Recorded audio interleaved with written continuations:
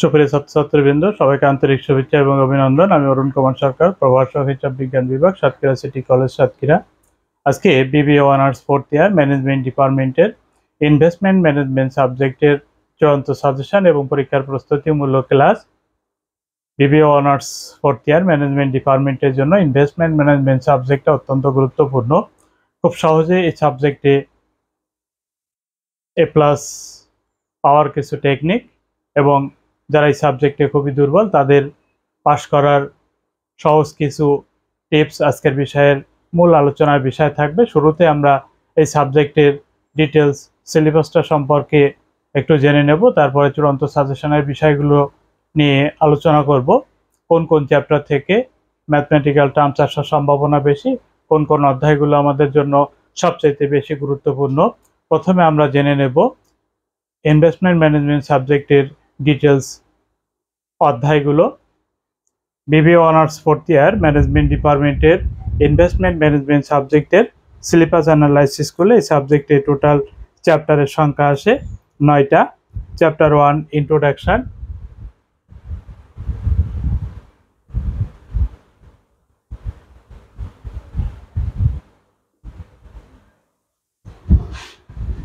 ভূমিকা। সাধারণত চ্যাপ্টার 1 থেকে কোনো থিওরিটিক্যাল টার্মস আসে, ম্যাথমেটিক্যাল টার্মস আসে না। Chapter 2 intermediate term financing.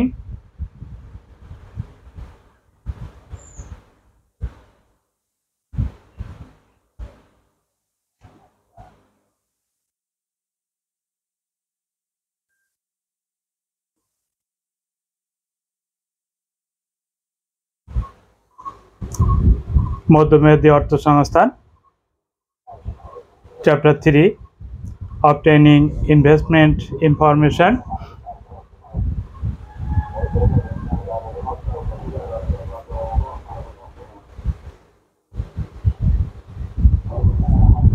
Obtaining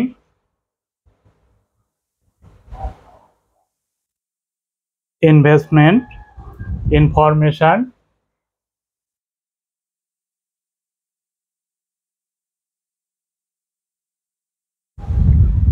বিনিয়োগ তথ্য সংগ্রহ। চ্যাপ্টার 4 ভ্যালুয়েশন বা মূল্যায়ন। এই ভ্যালুয়েশনটাকে আলোচনার সুবিধার্থে আমরা দুইটা ভাগে ভাগ করি।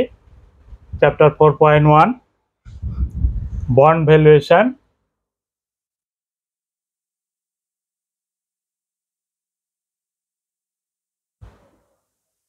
Chapter 4.2 stock valuation.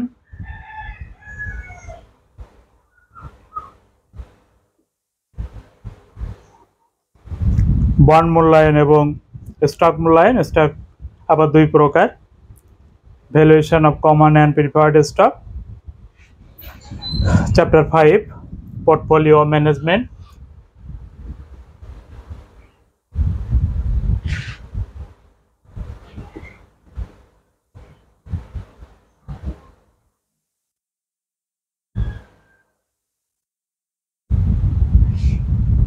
পোর্টফোলিও ব্যবস্থাপনা। Chapter 6 theory of capital structure and decisions.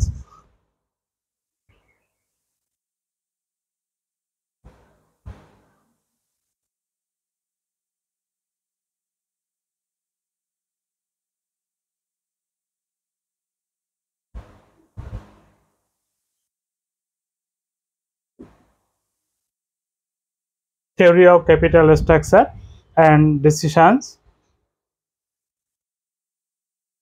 মূলধন কাঠামো তত্ত্ব এবং সিদ্ধান্ত সমূহ। Chapter 7 dividend policies and retained earning.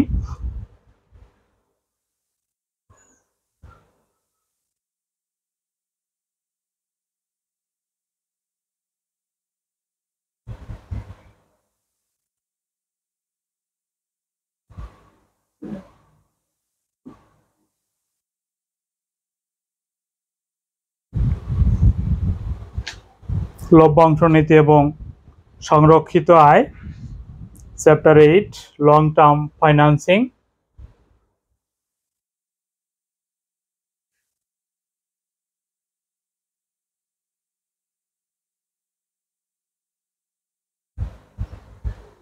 দীর্ঘমেয়াদী অর্থসংস্থান। Chapter 9 financing institutes in Bangladesh.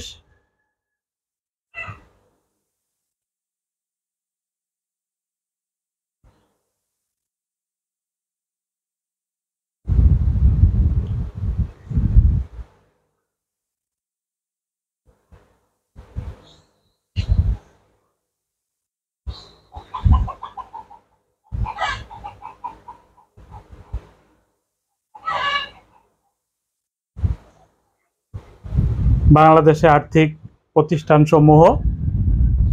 Investment management সাবজেক্টে টোটাল চ্যাপ্টারের সংখ্যা এই 9টি। এরপরে আমরা দেখে নেব কোন চ্যাপ্টার থেকে কত মার্কের অঙ্ক আসতে পারে। বিগত 10 বছরে ইউনিভার্সিটি কোশ্চেন অ্যানালাইসিস করলে আমরা এই সাবজেক্টের যে সারাংশ পাই সেখানে দেখা যায় চ্যাপ্টার 1 থেকে কোনো ম্যাথমেটিক্যাল টার্মস আসে না, এখান থেকে শুধুমাত্র থিওরিটিক্যাল টার্মস আসবে। চ্যাপ্টার 2 ইন্টারমিডিয়েট টার্ম ফাইন্যান্সিং, এখান থেকে 2টা অঙ্ক আসতে পারে, একটা পার্ট বিতে এবং একটা পার্ট সিতে। চ্যাপ্টার 3 অবটেইনিং ইনভেস্টমেন্ট ইনফরমেশন, বিনিয়োগ তথ্য সংগ্রহ, এখান থেকে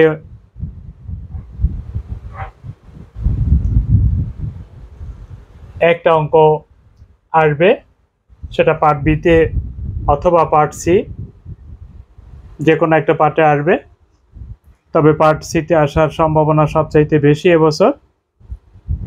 চ্যাপ্টার 4.1 বন্ড ভ্যালুয়েশন, এখান থেকে একটা অঙ্ক আসবে পার্ট বিতে। চ্যাপ্টার 4.2 স্টক ভ্যালুয়েশন, এখান থেকেও প্রতি বছর একটা করে অঙ্ক আসে পার্ট বিতে। চ্যাপ্টার 5 পোর্টফোলিও ম্যানেজমেন্ট, এখান থেকে 2টা অঙ্ক আসার সম্ভাবনা, একটা পার্ট বিতে এবং একটা পার্ট সিতে। খুব সহজ এবং গুরুত্বপূর্ণ একটা অধ্যায়। Chapter 6 theory of capital structure, যে অধ্যায়টার সাথে তোমাদের আগেই পরিচয় আছে, এবং এখান থেকে প্রতি বছরই 2টা করে অঙ্ক আসে, একটা পার্ট বিতে এবং একটা পার্ট সিতে। Chapter 7 dividend policies and retained earning, লভ্যাংশ নীতি ও সংরক্ষিত আয়। চ্যাপ্টার 7 থেকেও কিন্তু 2টা অঙ্ক আসার সম্ভাবনা, একটা পার্ট বিতে এবং একটা পার্ট সিতে। চ্যাপ্টার 8 লং টার্ম ফাইন্যান্সিং, এই লং টার্ম ফাইন্যান্সিং অধ্যায় থেকেও একটা অঙ্ক আসার সম্ভাবনা সবচাইতে বেশি, কোনো কোনো বছর 2টো এসে থাকে। যদি 2টা আসে তাহলে একটা পার্ট বি এবং একটা পার্ট সিতে, তবে একটা আসার সম্ভাবনা বেশি, এবং সেক্ষেত্রে পার্ট সি থেকেই অঙ্ক এসে থাকে প্রতি বছরই। এবছর মাস্ট পার্ট সি থেকে একটা আসবে, বি পার্টে আসতে পারে, নাও আসতে পারে। Chapter 9 financing institutes in Bangladesh, বাংলাদেশের আর্থিক প্রতিষ্ঠানসমূহ। 9 নম্বর চ্যাপ্টার থেকে কোনো ম্যাথমেটিক্যাল টার্মস আসবে না, এখান থেকে থিওরিটিক্যাল টার্মস আসবে।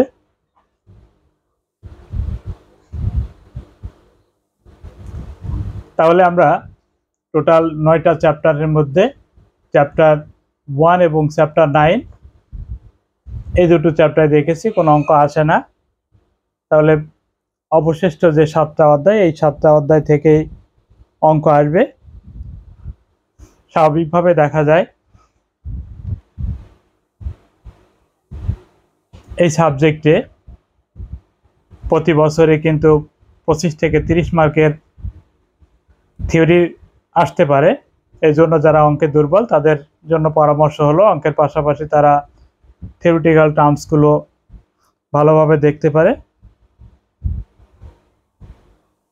আর যারা A+ পেতে ইচ্ছুক তাদের জন্য পরামর্শ থাকবে অবশ্যই প্রত্যেকটা চ্যাপ্টারের ম্যাথমেটিক্যাল টার্মস ভালোভাবে তারা প্র্যাকটিস করবে, কারণ A+ পেতে হলে অবশ্যই আমাদের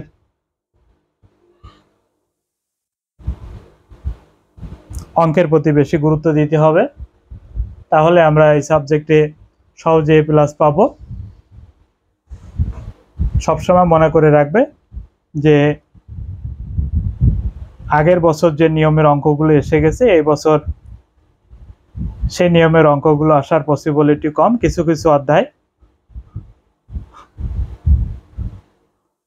আর এই সাবজেক্টে যখনই আমরা এ প্লাসের জন্য প্রস্তুতি নেব, তখন প্রত্যেকটা চ্যাপ্টারের ম্যাথমেটিক্যাল টার্মসগুলো আমরা ভালোভাবে শিখে নেব। বর্তমান জাতীয় বিশ্ববিদ্যালয়ের প্রশ্নে দেখা যাচ্ছে যে বিগত ইউনিভার্সিটি কোর্সের রিপিটের প্রবণতা কিছুটা কম। এজন্য সবার জন্য পরামর্শ থাকবে যে প্রত্যেকটা চ্যাপ্টারের বেসিক বিষয়গুলো ভালো করে শিখবে। ওই চ্যাপ্টারের জন্য যে ফর্মুলাগুলো দরকার, যে সূত্রগুলো দরকার, সেগুলো ভালো করে জানবে। কোন সূত্র আমরা কখন প্রয়োগ করব, এ বিষয়গুলো সম্পর্কে প্রত্যেকের ধারণা স্বচ্ছ থাকা অবশ্যই দরকার। আর সবচেয়ে একটা মজার বিষয় হলো যে ইনভেস্টমেন্ট ম্যানেজমেন্ট সাবজেক্টের অধ্যায়ের সঙ্গে ফিনান্সিয়াল ম্যানেজমেন্ট সাবজেক্টের অনেকগুলো অধ্যায় মিল আছে। আমরা বলতে পারি 70 থেকে 80% অধ্যায়গুলো কিন্তু ফিনান্সিয়াল ম্যানেজমেন্ট এবং ইনভেস্টমেন্ট ম্যানেজমেন্টে সেম অধ্যায়। এজন্য এই সাবজেক্টে এ প্লাস পাওয়া কিন্তু খুব সহজ একটা বিষয়, কারণ ফিনান্সিয়াল ম্যানেজমেন্টে আমাদের থিওরিটিক্যাল টার্মসগুলো ইংরেজিতে লিখতে হয়, যেটা ইনভেস্টমেন্ট ম্যানেজমেন্ট সাবজেক্টে আমরা থিওরিটিক্যাল টার্মসগুলো বাংলা লিখতে পারবো। এজন্য এই সাবজেক্টে প্লাস পাওয়া কিন্তু খুবই সহজ। যারা 2024-এর পরীক্ষা আর এই পরীক্ষার্থীদের প্রত্যেকেরই প্রত্যেকটা সাবজেক্টের জন্য জোর সালে কোশ্চেনগুলো ভালোভাবে পড়বে। 2014, 16, 18, 20 সেক্ষেত্রে প্রশ্ন যদি কমন নাও আসে, তৈরি করে হলেও তোমরা কিছু প্রশ্ন লিখতে পারবে।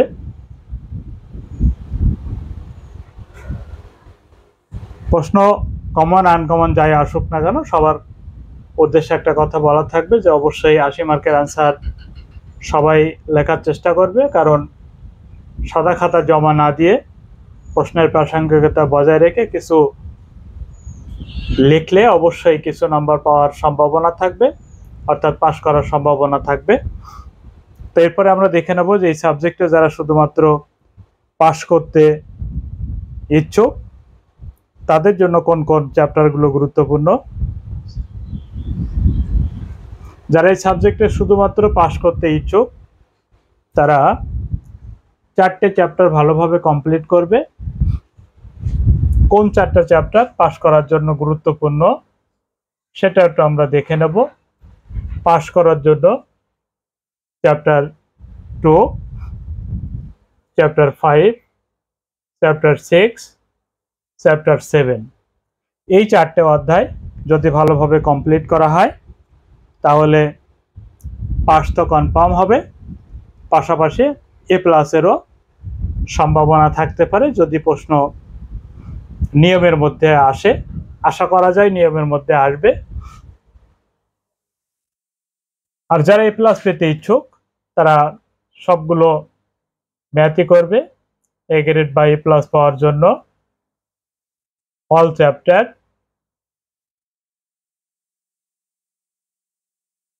তারা প্র্যাকটিস করবে, কারণ যারা শুধুমাত্র পাস করার জন্য প্রস্তুতি নেবে তাদের ক্ষেত্রে বিষয়টা ভিন্ন। একটা প্রশ্ন যদি আনকমন আসে সেক্ষেত্রে তারা অন্য আরেকটা প্রশ্নের অ্যান্সার করবে বা বিকল্প হিসাবে থিওরিটিক্যাল টার্মসের অ্যান্সার করবে পাস করার জন্য। কিন্তু যারা এ প্লাস পাবে তাদের জন্য শুধুমাত্র থিওরিটিক্যাল টার্মসের উপরে বা বিশেষ কয়েকটা অধ্যায়ের উপরে ডিপেন্ড করে যাওয়া যুক্তিসঙ্গত হবে না, কারণ এখন বর্তমান সময় প্রত্যেকটা চ্যাপ্টারের বেসিক বিষয় ভালো করে জানতে হবে। ওই চ্যাপ্টারের যে সূত্রগুলো ফর্মুলাগুলো সেগুলো অবশ্যই মনে রাখার চেষ্টা করতে হবে। কোন ফর্মুলা কখন ইউজ করব, কেন করব, এ বিষয়গুলো সম্পর্কে প্রত্যেকের ধারণা স্বচ্ছ থাকা খুবই জরুরি। আমরা যদি চ্যাপ্টারগুলো সেভাবেই সিলেক্ট করে প্রিপারেশন নেই তাহলে এই সাবজেক্টে কিন্তু খুব সহজেই প্লাস পেতে পারি। যে বিষয়টাতে আমরা আলোচনায় আনতে চাইছিলাম বিশেষভাবে, যে পাশ করার জন্য যে 4টে অধ্যায় প্রত্যেকের জন্য বাধ্যতামূলক, এই 4টে অধ্যায় কমপ্লিট করলে পাস নিশ্চিত হবে। এবং শুধুমাত্র তাই না, আমরা পাশের পাশাপাশি এই 4টে অধ্যায় কমপ্লিট করে এ প্লাসও পেতে পারি। সে বিষয়টা একটু তোমাদের ক্লিয়ার করব। প্রশ্নের প্যাটার্ন হলো 3 ভাগে বিভক্ত, part A, part B, part C. তো আমরা যদি বিগত ইউনিভার্সিটি 4টে বা 5টা সাল কমপ্লিট করি, প্রশ্ন যতই কঠিন আসুক না কেন আমাদের একটা মোটামুটি ধারণা তৈরি হয়ে যাবে। সেক্ষেত্রে আমরা তৈরি করে হলেও 50 বা 60% প্রশ্নের অ্যান্সার দিতে পারবো। তাহলে পার্ট এতে আমাদের প্রতি প্রশ্নের জন্য 1 মার্ক, 6টা প্রশ্নের যদি আমরা অ্যান্সার দিতে পারি তাহলে 6 মার্ক পাবো। পার্ট বিতে 4 মার্ক, 5টা প্রশ্নের অ্যান্সার দিতে হয়। যদি আমরা এই 4টে চ্যাপ্টার কমপ্লিট করি সেখান থেকে আমরা 4টে অঙ্ক অবশ্যই করতে পারবো। তাহলে 4টে অঙ্ক যদি আমরা করি তাহলে 4 4 16 মার্ক আমরা পাবো। আরও একটা থিওরি, সেটা আমি ছেড়েই দিলাম। পার্ট সিতে আমাদের 5টা প্রশ্নের অ্যান্সার করতে হয়, একটা 10 মার্ক। যদি আমরা 4টে চ্যাপ্টার কমপ্লিট করি, যদি আমরা সঠিকভাবে অ্যান্সার করতে পারি তাহলে 4 10 40 মার্ক পাবো। তাহলে টোটাল যোগফল আসে 62। আমাদের পার্ট বিতে আরও একটা কোশ্চেন এবং পার্ট সিতে আরও একটা কোশ্চেন কিন্তু বাকি রয়ে গেছে। পার্ট বিতে একটা কোশ্চেনের অ্যান্সার হলো নাম্বার হলো 4 মার্ক। পার্ট সিতে একটা প্রশ্নের নির্ধারিত নাম্বার 10। তাহলে 10 আর 4 14 মার্কের যদি আমরা প্রশ্ন লিখি, তৈরি করে লিখলেও আমরা 5 6 মার্ক পাবো। তাহলে যদি 6 মার্কও পাই তাহলে আমরা 68 নাম্বার পাবো। এরপরে আছে ইনকোর্স। তাহলে ইনকোর্সে আমরা যদি অ্যাটেন্ড করি তাহলে 12 14 কিন্তু দিবেই। কোনো প্রশ্নের অ্যান্সার আমরা যতটুকুই করি না কেন ইনকোর্সে অ্যান্সার করলে 12 14 পাওয়া সম্ভব। আর যেহেতু অনার্সের স্টুডেন্ট তোমরা অবশ্যই ইনকোর্সে নাম্বার সর্বোচ্চ পেতে পারো। তাহলে 68-র সঙ্গে 14 যোগ করলে 82, অর্থাৎ খুব সহজে কিন্তু 82 পাওয়া বা এ প্লাস পাওয়া সম্ভব 4টে চ্যাপ্টার কমপ্লিট করে। আমরা ব্যাখ্যা করলাম যে 4টে চ্যাপ্টার কমপ্লিট করে কিভাবে এ প্লাস পাওয়া সম্ভব। তো সেক্ষেত্রে এই 4টে চ্যাপ্টার কিন্তু আমরা ফিনান্সিয়াল ম্যানেজমেন্টও শিখেছি, আবার ইনভেস্টমেন্ট ম্যানেজমেন্টেও সেটাই অ্যাপ্লাই করব। ফিনান্সিয়াল ম্যানেজমেন্ট যা শিখেছিলাম তার 95 থেকে 98% ম্যাথই কিন্তু এখানে দেওয়া আছে। বাদ বাকি 2 থেকে 5% ম্যাথ আমাদের নতুন কোনো আইটেম, নতুন কোনো থিম দিয়ে শেষ করতে হয়। এজন্য এই সাবজেক্টে কিন্তু খুবই সহজ এবং এই সাবজেক্টে খুব সহজে এ প্লাস পাওয়া সম্ভব। মূল বইতে এক একটা চ্যাপ্টারে অনেকগুলো নিয়ম, অনেকগুলো ফর্মুলা দেওয়া আছে। আমরা বেসিক বিষয়গুলো যখনই জানবো, পাশাপাশি ওই ফর্মুলাগুলো সম্পর্কে আমরা ধারণা নিয়ে নেব, তাহলে যে কোনো ফর্মুলার অঙ্ক আসলে, যে কোনো নিয়মের অঙ্ক আসলে আমরা যেন সহজে সমাধান করতে পারি।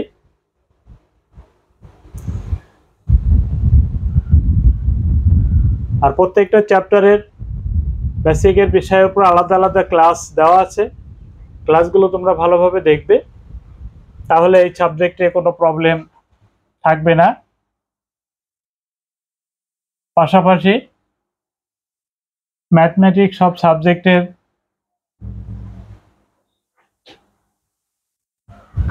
আলাদা আলাদা সাজেশন দেওয়া আছে, সেই সাজেশন তোমরা ফলো করবে। এবং যে পিডিএফ শিট দেওয়া আছে, পিডিএফ শিটের ম্যাথগুলো ফলো করলে আশা করা যায় সেখান থেকে তোমরা সর্বোচ্চ কমন পাবে। অতীত অভিজ্ঞতা বা বর্তমান চলমান যে পরীক্ষা, সে পরীক্ষার যে প্রশ্ন সেখানেও যে কমনের সর্বোচ্চ প্রমাণ কিন্তু তোমরা ইতিমধ্যে পেয়েছো। আশা করা যায় পরবর্তী পরীক্ষার প্রশ্নগুলো একইভাবে কমন আসবে। সাজেশন সম্পর্কিত বা যে কোনো প্রয়োজনে তোমরা যোগাযোগ করতে পারো।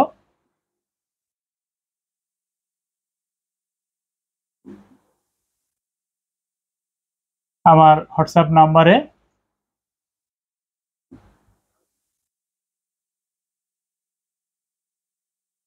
সর্বোচ্চ সহযোগিতা করার চেষ্টা করব। বিশেষ করে যারা অঙ্কে খুবই দুর্বল, একাধিকবার পরীক্ষা দিয়েও কোনোভাবে পাস করা সম্ভব হচ্ছে না, তারা পার্সোনালি যোগাযোগ করতে পারো, আমি সহযোগিতা করার চেষ্টা করব।